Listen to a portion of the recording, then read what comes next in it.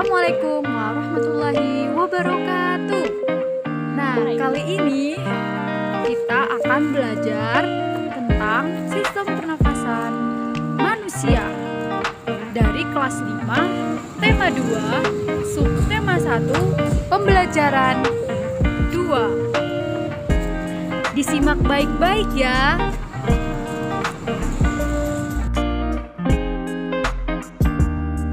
Nah, perkenalkan, nama aku Medina Nur Afifah dengan NIM K7120164 kelas 5B. Salam kenal.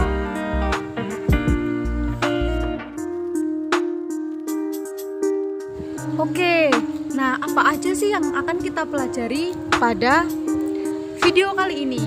Yang pertama, kita akan mempelajari tentang apa aja sih organ-organ pernafasan pada manusia.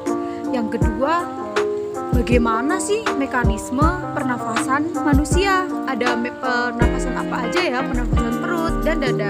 Yang ketiga yaitu ada proses manusia bernafas. Bagaimana sih prosesnya?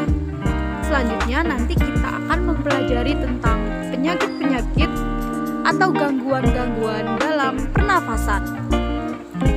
Lalu yang terakhir, bagaimana cara pencegahan dari kita menghindari atau mencegah dari penyakit dari organ pernafasan. Bagaimana ya pembahasannya? Jangan lupa disimak sampai akhir. Selanjutnya, apa itu bernafas? Ada yang tahu apa itu bernafas? Nah, bernafas itu adalah kegiatan mengambil oksigen dari udara luar masuk melalui mulut atau hidung. Kemudian oksigen itu sampai di paru-paru. Lalu paru-paru memompa oksigen ke seluruh tubuh untuk melakukan sebuah aktivitas. Lalu sisa oksigen tersebut dikeluarkan menjadi karbon dioksida. Selanjutnya kita masuk ke organ pernafasan. Apa aja sih organ pernafasan?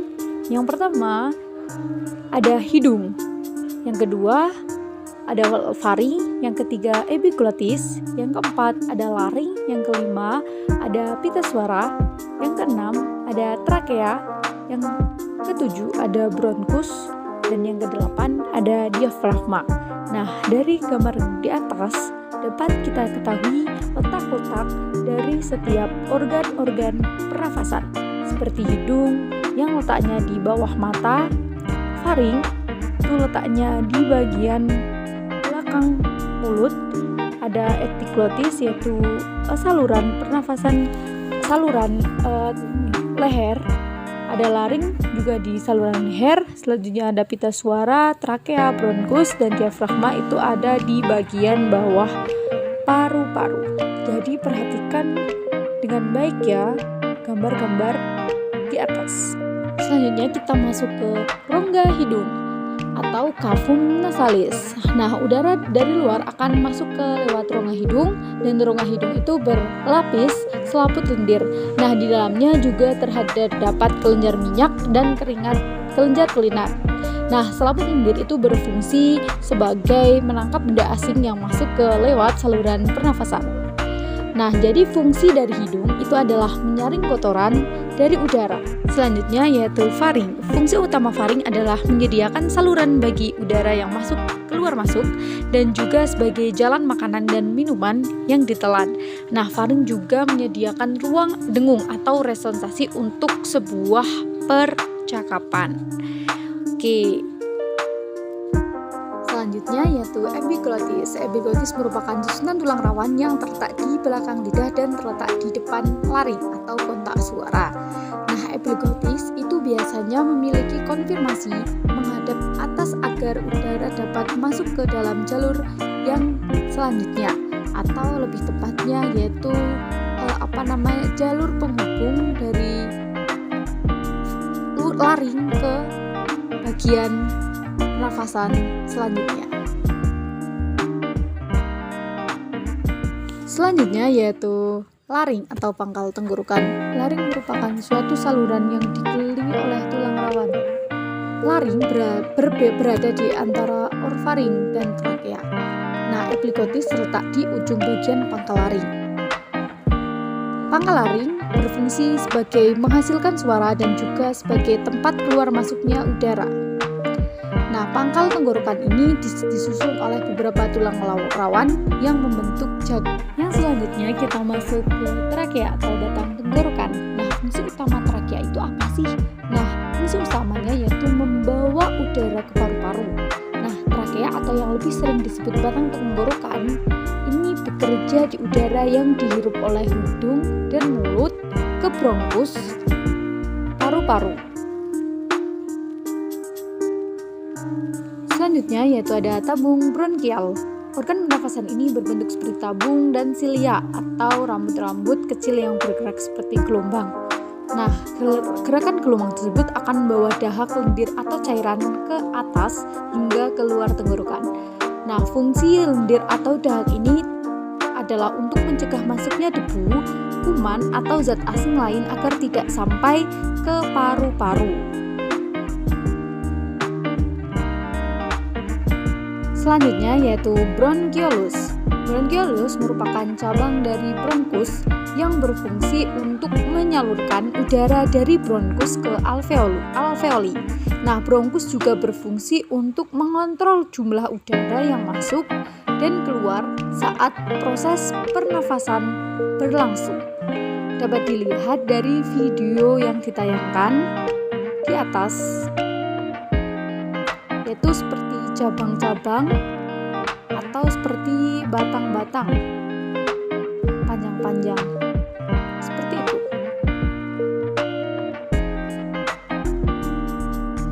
Selanjutnya kita masuk ke organ paru-paru. Apa sih paru-paru? Nah, paru-paru adalah organ yang berjumlah sepasang dan terletak di dalam tulang rusuk. Lalu fungsi utama paru-paru itu apa sih? Nah, fungsi utama paru-paru dalam sistem pernafasan adalah untuk menampung udara kaya oksigen dan mengalirkan ke pembuluh darah untuk disebarkan ke seluruh tubuh. Untuk lebih detailnya lihat video di atas. Selanjutnya kita masuk ke organ alveolus. Apa itu alveolus? Alveolus itu adalah kantong-kantong kecil di dalam paru yang terletak di ujung bronkiolus. Nah, fungsinya itu apa? Fungsinya itu sebagai tempat pertukaran oksigen dan karbon dioksida. Pada alveolus juga ada kapiler pembuluh darah. Kemudian alveolus itu akan menyerap oksigen dari udara yang dibawa oleh bronkiolus dan mengaliri ke dalam darah. Selanjutnya yaitu organ diafragma. Diafragma merupakan dinding otot yang memisahkan rongga dada dan perut. Nah, ketika melakukan pernapasan perut, diafragma itu akan bergerak ke bawah dan menciptakan rongga untuk menarik udara. Nah, organ pernapasan ini juga bisa membantu memperluas paru-paru.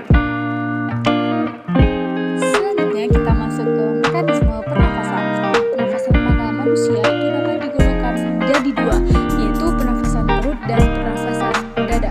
Nah, apa sih pernapasan dada? Pernapasan dada itu dapat berperan penting adalah otot antar tulang rusuk. Nah, otot antar tulang rusuk ini juga dibagi menjadi dua, yaitu otot tulang rusuk luar dan yang berperan untuk mengangkat tulang rusuk, dan tulang rusuk itu dapat berfungsi untuk menurunkan atau mengembalikan tulang rusuk ke posisi semula.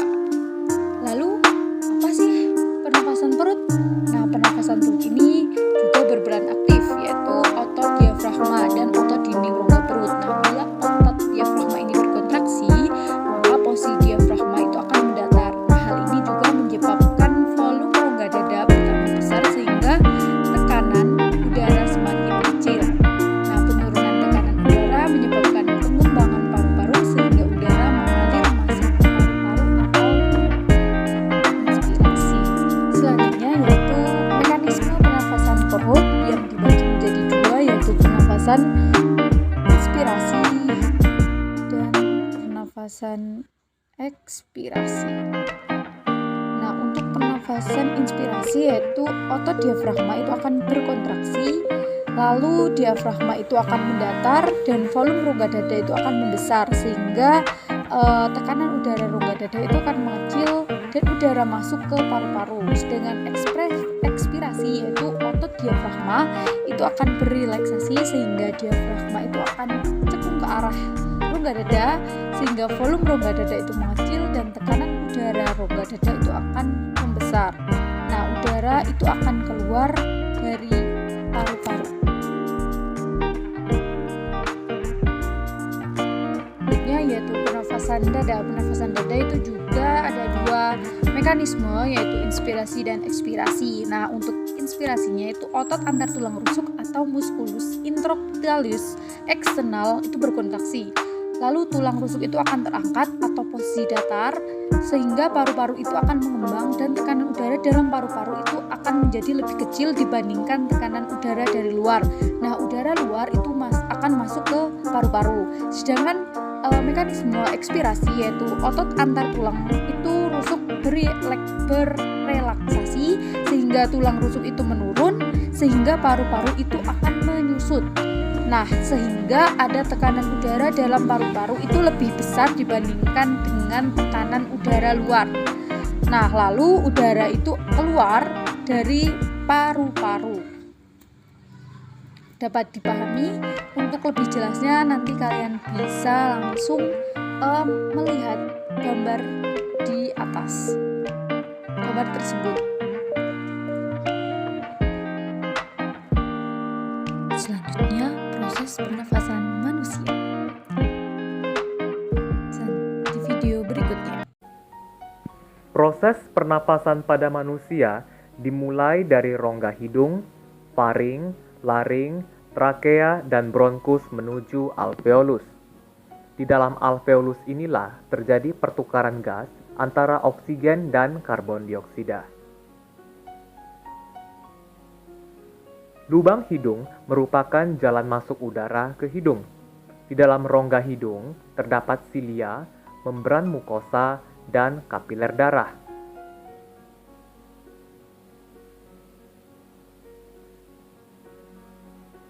Udara akan disaring oleh silia atau bulu hidung, dilembabkan oleh membran mukosa, dan dihangatkan oleh darah.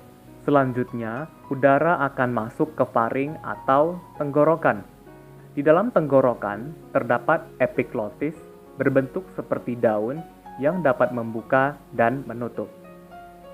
Pada saat menelan makanan, epiglotis menutup sehingga makanan tidak masuk ke tenggorokan tetapi menuju ke kerongkongan. Selanjutnya, udara bergerak menuju laring atau pangkal tenggorokan. Di dalam laring terdapat pita suara. Trakea berbentuk seperti pipa yang terletak memanjang di bagian leher dan rongga dada. Trakea memiliki cincin trakea berbentuk huruf C untuk mempertahankan bentuk pipa trakea agar tetap berdiri kokoh. Sistem pernafasan pada manusia terdiri dari dua proses utama, yaitu inspirasi atau memasukkan udara ke paru-paru dan ekspirasi atau mengeluarkan udara dari paru-paru. Bronkus bercabang-cabang dan membentuk percabangan yang lebih kecil yang dinamakan bronkiolus. Percabangan bronkiolus berakhir pada gelembung paru-paru yang disebut kantong alveolus. Gelembung tersebut diselimuti pembuluh kapiler darah. Bentuk alveolus menyerupai busa atau sarang tawon. Pada alveolus inilah terjadi difusi atau pertukaran gas ketika bernapas. Secara singkat, udara yang penuh dengan oksigen masuk melalui hidung menuju faring, laring, trakea, bronkus, dan kantong alveolus. Pada saat udara yang kita hirup sampai di alveolus, oksigen melewati dinding kapiler darah. Selanjutnya, darah akan mengedarkan oksigen ke seluruh tubuh. Setelah itu, darah akan membawa karbon dioksida ke alveolus menuju tenggorokan, lalu menuju ke lubang hidung untuk dikeluarkan dari dalam tubuh. Proses ini. Oke, selanjutnya kita akan membahas gangguan pada sistem pernafasan. Nah, sistem pernafasan manusia yang terdiri atas beberapa organ itu juga dapat mengalami gangguan loh. Nah, gangguan ini biasanya berupa kelainan atau penyakit. Nah, penyakit atau kelainan yang menyerang sistem pernafasan ini itu dapat menyebabkannya proses pernafasan menjadi terganggu. Nah, berikut adalah beberapa contoh gangguan pada sistem pernafasan manusia. Disimak baik-baik ya. Oke, gangguan sistem pernafasan yang pertama yaitu emfisema. Ada yang tahu emfisema? Emfisema merupakan penyakit pada paru-paru. Nah, paru-paru ini mengalami pembengkakan karena pembuluh darahnya kemasukan udara. Selanjutnya ada asma. Kalian pernah dengar asma? Ya, asma merupakan kelainan penyumbatan saluran pernafasan yang disebabkan oleh alergi seperti debu, bulu, ataupun rambut. Nah, kelainan ini dapat diturunkan. Kelainan ini juga dapat kambuh jika suhu lingkungannya itu berubah. Selanjutnya yaitu tuberkulosis atau TBC yang biasa kita sebut dengan TBC. Merupakan penyakit paru-paru yang disebabkan oleh Mycobacterium tuberculosis. Nah, bakteri tersebut menimbulkan bintil-bintil pada dinding alveolus.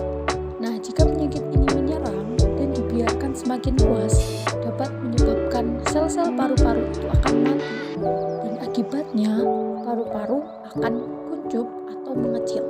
Nah, hal ini tersebut menyebabkan para penderita TBC itu akan mengalami nafas yang terengah-engah atau sulit untuk mengendalikan pernafasannya. Oke, selanjutnya yaitu influenza.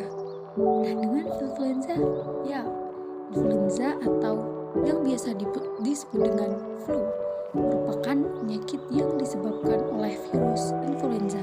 Penyakit ini itu timbul dengan gejala bersin-bersin, demam, dan pilek. Selanjutnya yaitu kanker paru-paru. Nah, apa sih kanker paru-paru? Nah, penyakit ini itu merupakan salah satu paling berbahaya karena sel-sel kanker pada paru-paru itu akan terus bertumbuh dan tidak dapat dikendalikan. Nah, penyakit ini itu lama-kelamaan itu dapat menyerang seluruh tubuh. Salah satu pemicu kanker paru-paru adalah kebiasaan merokok. Merokok itu dapat memicu terjadinya kanker paru-paru dan kerusakan paru-paru.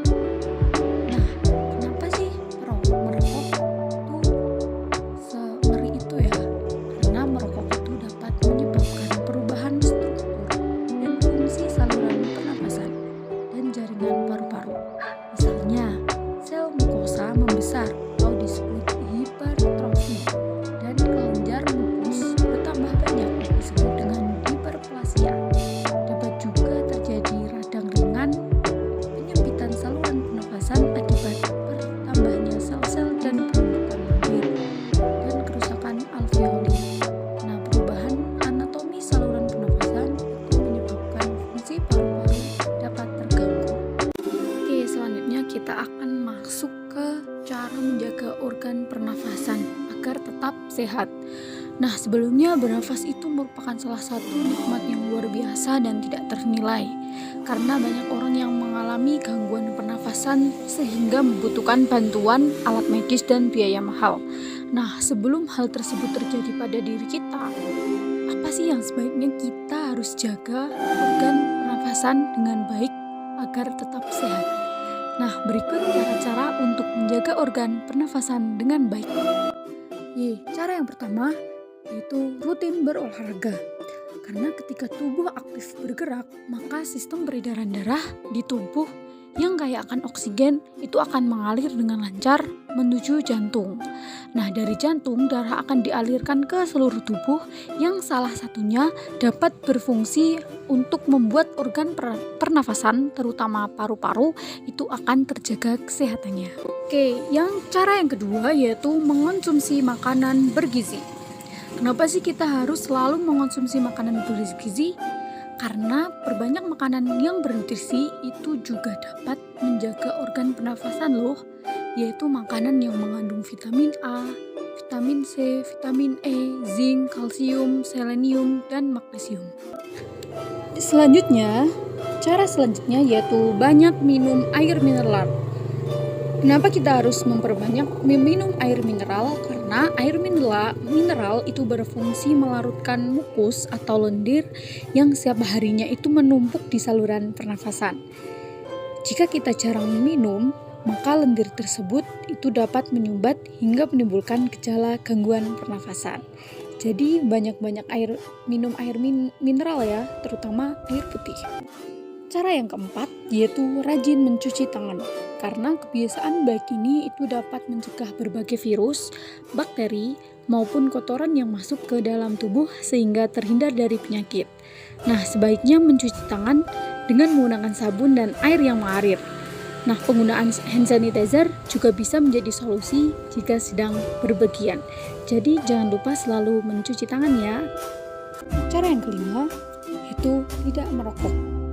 Karena merokok itu adalah kebiasaan yang buruk yang dapat merusak organ pernafasan. Dampaknya juga bisa fatal dan menyebabkan kematian, salah satunya terserang penyakit kanker paru-paru. Jadi berhenti merokok ya, stay safe. Oke, selanjutnya cara yang keenam yaitu menghindari paparan polusi. Kenapa sih kita harus menghindari paparan polusi? Karena udara yang tercemar itu dapat mengganggu kesehatan pernafasan. Contohnya asap kendaraan, asap rokok, asap pabrik. Nah, untuk itu jauhilah sumber polusi. Nah, apabila terpaksa harus berada di lokasi yang penuh polusi seperti bekerja di pabrik, gunakan alat pelindung yang tepat. Selain itu, buat peredaran udara yang bagus di rumah sendiri dengan menyediakan ventilasi, membuka jendela pada pagi hari, dan rajin membersihkan rumah setidaknya 1 minggu sekali. Selanjutnya, cara yang ketujuh yaitu rutin memeriksa kesehatan secara berkala. Jangan tunggu ke dokter ketika ada keluhan karena mencegah selalu lebih baik daripada mengobati. Manfaat memeriksa kesehatan secara rutin itu kita jadi tahu apabila ada tanda-tanda kesehatanmu yang mulai menurun, sehingga tindakan pencegahan ini dapat dilakukan sejak dini. Sediakan pula asuransi kesehatan untuk mengantisipasi jika memang harus dirawat di rumah sakit agar tetap aman. Selanjutnya yaitu kuis tentang sistem pernafasan manusia untuk mengukur seberapa pemahaman kalian tentang sistem pernafasan manusia. Jangan lupa salin linknya dan masukin ke website untuk kalian mencoba. Selamat mencoba. Terima kasih.